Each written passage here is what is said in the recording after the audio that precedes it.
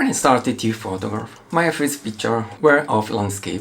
I was really fascinated about the environment, like now as well. And when I could, I went out to look for new places to photograph. But I didn't have an idea how to take a good or at least a decent photo. But many times I took always the same kind of images and always with the same issues. But this is another story and maybe another video. Before going on, if you're interested in landscape photography and you're a beginner, you might consider to subscribe to my channel in order to learn together this fascinating world of landscape photography. It's simple and free. You have just to click the subscribe button. And as I always say, let's crack on.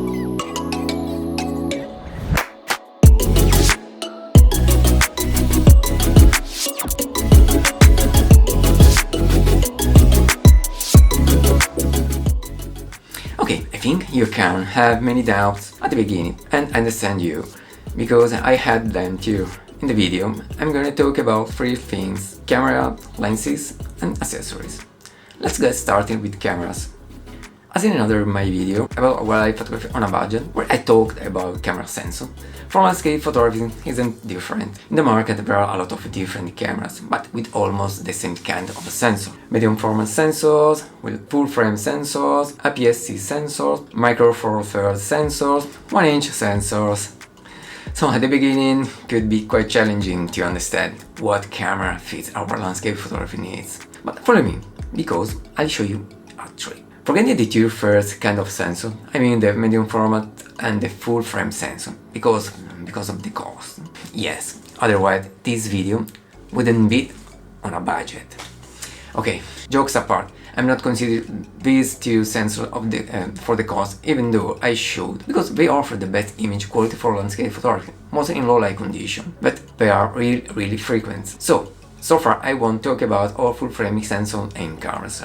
And to be honest, I can't speak about medium format cameras too, because I don't know them. Anyway, to be brief, every sensor has very specific features, like the shallow depth of field, the dynamic range, the crop factor, the resolution, and so on. In landscape photography, usually the sensor is the main feature that someone looks for. So sensors with higher resolution nowadays are very frequent and hyped to emit really good. A 24 megapixel sensor will allow you to take wonderful pictures despite the sensor kind. So I think there won't be so much differences between APS-C and my micro four thirds cameras in terms of image quality. So my best advice is to go in a store and take in hand a camera, maybe try it if you can, and try to understand if it's comfortable to use it, if you keep it well in hand, I mean if you have a good feeling with it. Consider the weight as well, because for a beautiful picture you will have likely to walk a lot to reach the right spot, so it's a factor you should consider. And don't forget to watch it in the viewfinder. Do you prefer an optical viewfinder?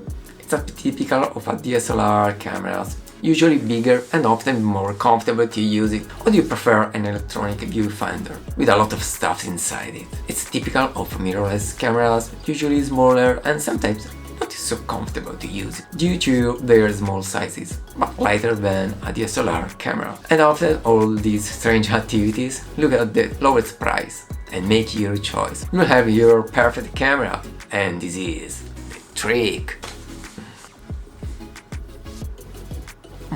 And now, the situation is getting hard, with hundreds of different lenses. What to buy? Okay, I have to be honest with you, because a good lens could make the difference, but how much? Without any doubt, a more expensive lens usually is better than a cheaper one, due to many factors, but I think it's better to not talk about you now, but to start, and to stay always on a budget. I think the classic 18-55mm zoom lens is good enough to take a lot of beautiful pictures. It's only a question of time to learn how to use it, as well as the camera, and to understand pros and cons of the lens.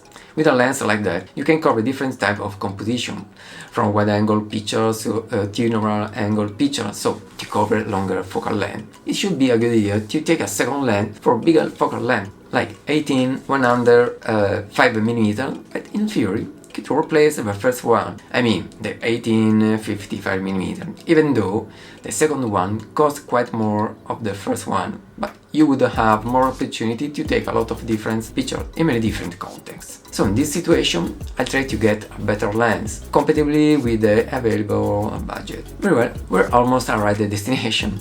Speaking about accessories, you can't miss a tripod. Yes, a good tripod is sturdy and it's wind resistant. I'm sorry, but I don't know if it exists an English word like that. Anyway, a decent tripod is mandatory, because you don't want a blurred picture due to the bad tripod. And another stuff is the shutter release cable. It is used when you have to take long exposition, more than allowed by the camera, and to add 1 or 2 filters in order to improve your images without spending a lot of money, like a polarizer and a ND filter for long exposition. Speaking about filters, in the market there are a lot of them, but with a kit lens like the 18-55mm circular filter is quite cheap. In conclusion, we have seen that a landscape photography on a budget is possible, and just to make an example, with about 600-700 euros, but maybe less, you can buy all of you need and to start with landscape photography. And don't forget, use items, where often they are really good and convenient. Okay, it's time to say goodbye. Let me know what you think. If you have a doubt, write it down in the comment section below.